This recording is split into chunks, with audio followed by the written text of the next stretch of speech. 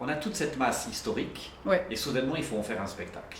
Mhm. Et là, je l'ai vu lors de sa création, c'était au mois de mai, au RACO, à Monté. C'est une approche qui n'est pas du tout dans la reconstitution historique. Vous avez pris vraiment d'autres axes. Ça s'est imposé d'emblée? Oui, ça faisait très longtemps qu'on cherchait un axe, parce qu'on trouvait l'histoire tellement folle. C'est très très dur quand on est passionné par une histoire, et qu'on fait un travail artistique dessus, de couper, de dire ça on pourra pas, on n'a pas le temps, ça on pourra pas, parce qu'on a envie de tout dire, de tout mettre, donc ça fait des spectacles qui durent 5 heures, puis qui ennuient tout le monde, donc on voulait dire l'essentiel. Et nous, il fallait qu'on prenne une option sur cette Françoise et une option dramaturgique. Donc on s'est dit, on voulait pas du tout rentrer ni dans le médiéval. Moi, c'est une période que je trouve inintéressante. Quand j'ai lu ce procès de François, je savais pas du tout à quelle époque ça se passait. Parce que la vie n'a pas tellement changé. On va aller entre 1467 et 1940. Il n'y a pas eu beaucoup de changements. Les gens gardaient leur bétail, ils les amenaient à l'alpage, ils faisaient leur fromage, ils tuaient leurs cochons. On trouvait moins de sorcières à la fin quand même. Oui, mais moi quand j'ai lu, je trouvais que c'était la même vie que ma grand-mère avait eu enfant. Quand elle me racontait sa vie enfant, c'était exactement comme ce qu'il y avait dans ce bouquin de Françoise. Et du coup, j'ai oublié la question. Ah oui, comment on a pris une option? Une option elle est hyper sobre, votre option. Oui, parce que la première idée qui vous vient quand vous lisez tout ça, vous vous dites c'est des salauds, les curés, les évêques, c'est des salauds, ils ont brûlé des gens. Non, mais on trouvait que le spectacle allait pas pisser loin si on restait là, d'arriver puis de brandir un étendard, de dire c'est des salauds. Donc on a juste décidé de prendre une option d'une valaisanne normale chez elle.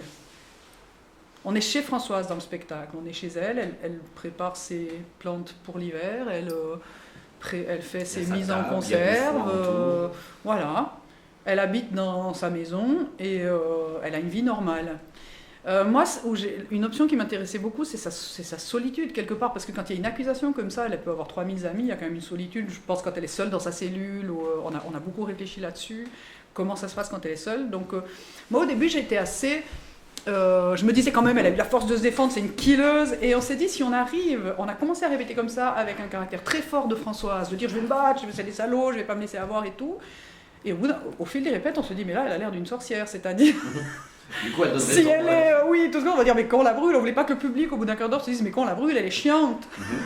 De dire, c'est des salauds, ils m'ont dénoncé, et puis elle a dit du mal, et puis lui il a dit du mal, on s'est dit, c'est pas possible de prendre cette option. Non, c'est un peu... ouais, donc on a essayé de prendre une valaisanne normale, qui bosse, qui va faire les foins, qui va garder les vaches, parce que c'est pas simple la vie à cette époque. Et nous on imaginait même, on dit, bon, elle est emprisonnée pendant 2 mois, son problème, c'est pas de... Nous maintenant, si on est emprisonné, on a des voisins qui viennent tondre le gazon, c'est pas trop grave, mais eux, ils ont le bétail. S'ils font pas les récoltes de vendange, ils ont juste pas de vin pour tout l'hiver. S'ils tuent pas le cochon, ils ont juste pas de viande pour tout l'hiver. Donc, qui prend en main tout son patrimoine pendant qu'elle est pas là? Il faut, on parle beaucoup de ça, des saisons, de dire maintenant ça va être le printemps, il y a ça et ça et ça à faire.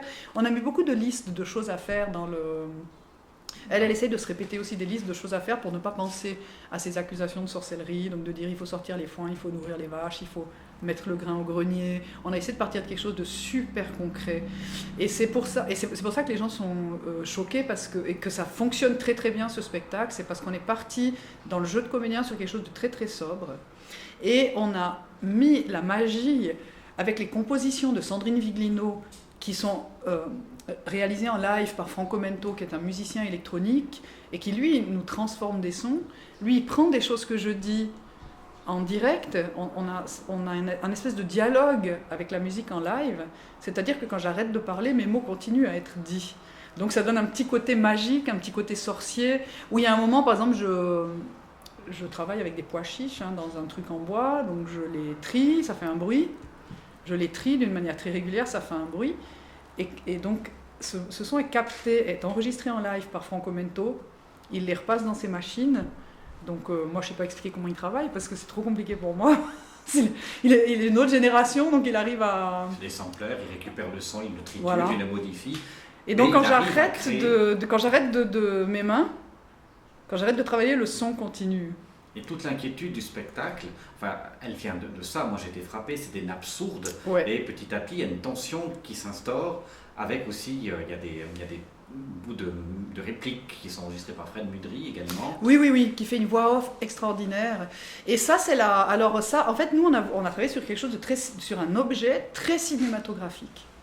C'est-à-dire entre... je ne sais pas si vous avez vu par exemple, le tribunal, c'est juste du gaffer blanc. Autour de chez Françoise aussi. Ça, c'est... c'est Lars von Trier qui a C'est Lars von Trier, c'est voilà, exactement, Dogville. Là, on est parti très sur Dogville. On a voulu faire quelque chose de très contemporain et très cinématographique.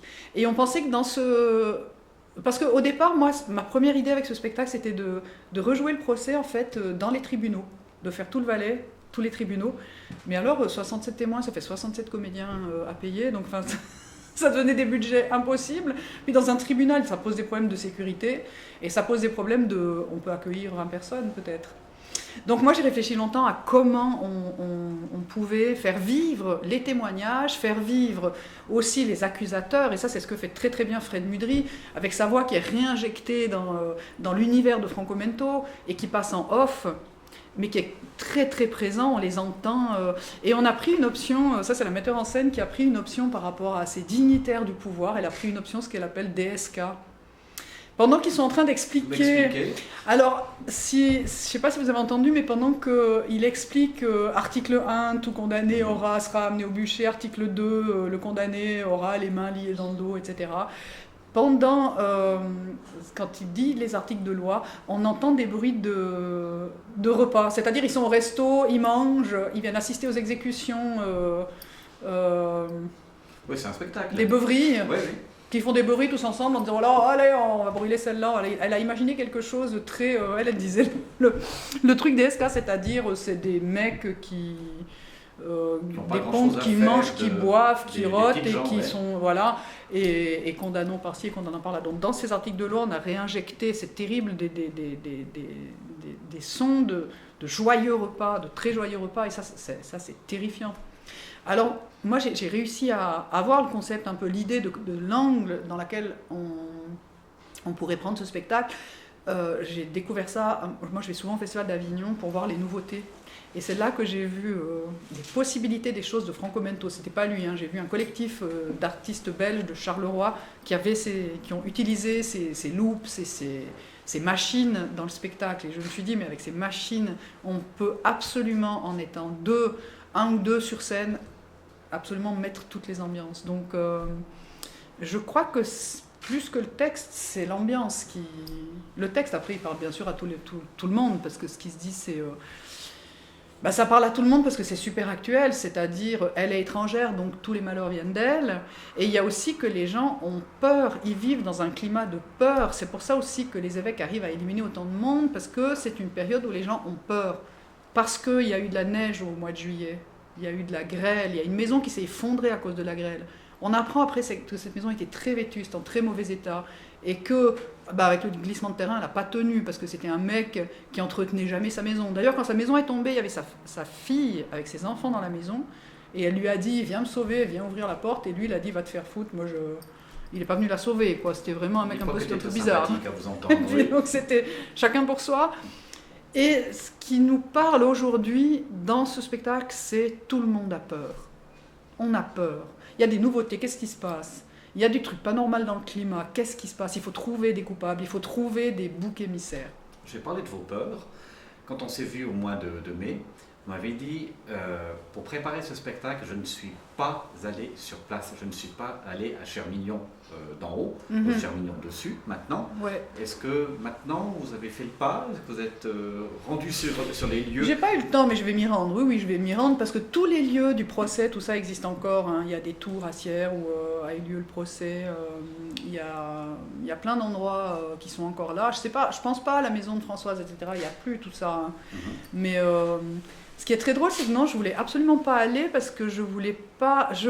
Moi, j'aime bien dans les spectacles essayer de travailler de la manière le plus neutre possible, de faire des recherches. Je ne peux pas prendre de parti, de dire Françoise a raison et les témoins ont tort. Moi, je comprends Françoise Barras qui dénonce parce qu'elle est torturée. Moi, le choix, oui. Franchement, si on me torture, moi, je pense pas. Moi, j'avoue juste quand je vois les instruments de torture, j'avoue tout déjà. Hein. Je ne vais même pas attendre la première question. Je comprends. j'ai de l'empathie pour tous les personnages. Je ne vais pas dire c'est 3 salauds et puis une sainte. Je pense que chaque être humain a ses parts d'ombre. Et est-ce que Françoise était prétentieuse avec ses biens? On n'en sait rien. Est-ce qu'elle dit moi je sais lire ou je ne sais pas lire? On n'en sait rien. Donc on comprend tout ce qu'il y a eu de jalousie, etc. autour d'elle, mais on ne sait pas concrètement elle qui elle était. Donc moi j'ai essayé de rester très objective et j'avais peur en allant à Chermillon de prendre parti. Tout à coup de dire non, en fait c'est plus comme ça. Je voulais laisser tout ouvert, toutes les possibilités ouvertes. Et peut-être j'aurais eu trop peur aussi d'être... ça aurait pu me bloquer, hein, d'être dans l'endroit où ça s'est passé. Et puis c'est quand même un truc, mine de rien, où on flippait un peu. Des fois quand il y avait... On avait pris... On a découvert un truc qui s'appelle le Wicca, c'est une langue magique. On a pris des livres de formules magiques qui existent. Ou par exemple, on dit... alors, il y a Wicca, puis il y a traduction en français à côté, puis c'est des trucs, par exemple, des secrets pour guérir, c'est des livres de secrets, de magie, un peu pour guérir les verrues, pour faire tomber la pluie, des trucs comme ça. Et il y a des formules magiques qui sont très très simples, hein, c'est genre Saint-Antoine fait tomber la pluie, machin, c'est des trucs très très simples. Et puis, on trouvait très beau cette langue, comme le latin, on trouvait que c'était très très beau dans un spectacle, scénographiquement, la langue, le patois ou le latin ou le Wicca, c'est très très beau à l'oreille, surtout avec, c'est très musical, hein, surtout avec les sons de Franco Mento. Donc on se dit, quand on essayait, on a fait des tests avec ces trucs, cette langue, et Wicca, ça marchait bien. Mais oui, mais alors si il fallait dire 4 fois la formule, on disait 2 fois. On n'osait pas dire 4 fois parce qu'on s'est dit peut-être ça va nous tomber dessus. Peut-être c'est des formules qui marchent. Et puis donc tout à coup, un jour, il y a heureusement parce qu'un jour il y a la veille du spectacle, tous les appareils de Franco tombent en panne et lui il dit j'ai jamais eu ça de ma vie, je sais pas ce qu'il y a. Et on s'est dit heureusement qu'on n'a pas fait les invocations là parce que peut-être que il y a quand même toujours en Valais on est quand même superstitieux. Hein. Vous faites des invocations il y a quand même, pour reprendre le spectacle 5 mois plus tard? Non, tout tourne. Non, on n'a pas besoin de. Ce spectacle mais c'est évident de reprendre très ses vite, marques aussi vite.